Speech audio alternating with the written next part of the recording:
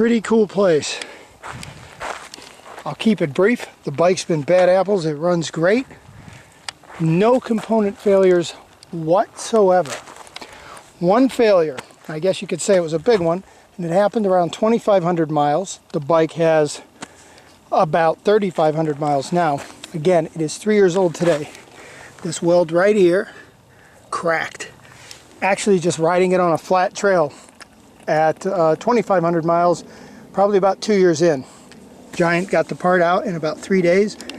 I was back riding in about 5 days. Brakes, front and back brakes, absolutely perfect. No noise, they stop all the time. Generally, 90% of my riding is here behind the house in the mountains and the desert, but this bike's been to Flagstaff, Sedona, Moab, a few other places. Transport, both on a bike rack laying flat in the back of the SUV. No problem with reassembling the wheels or the brakes or anything else. Front brake, rotor, all in awesome shape. That's unbelievable. Again, on a $1,500 MSRP bike, which I got out the door 3 years ago for $1,200 with pedals and a shock pump. Can't beat that. Speaking of the shocks, these are the RockShox 30. Very entry-level shock. You know, I'm not going to brag about this for sure. It is what it is, and it makes no excuses. It does what it does. There's about all the travel you're ever going to get out of that shock. It's a 100 mil, 120 mil shock. Again, if I hit something fast, deep, and you know, a real divot, I might see 60 out of that. Generally, seeing almost nothing, but it does do a job. Upgraded the tubeless tires, Maxxis High Roller and DHF. Basically, that made a huge difference in the bike. Put a dropper post on a few weeks back, made a big difference in safety, right? Being able to go down and climb up without having to compromise seat position. Got that for 200 bucks. Well, installed with tax, 253 out the door. And it works really well. Rear shock. What can I say? It's been doing its job. There's where it normally sits. It gives gives a full range of travel. It's smooth, whatever, does its job. Doesn't lose air. Set it to about 210. Front one I set to about 120. Everything else on the bike has been awesome.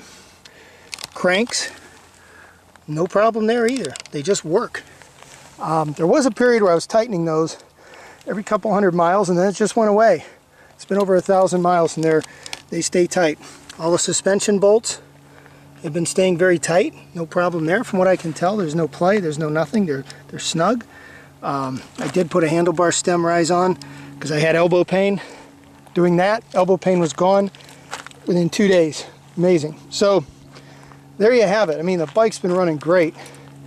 I'll show you the other side of it, which is just the rear cog here. That's looking good. Looking really good. That's the, you know, not too worn considering all those miles. The derailleur's been great. Everything about that derailleur. That is a new chain, relatively speaking. Maybe 600-700 miles. The pedals, check this out. Look at those things spin. It's after 3 years, no problems.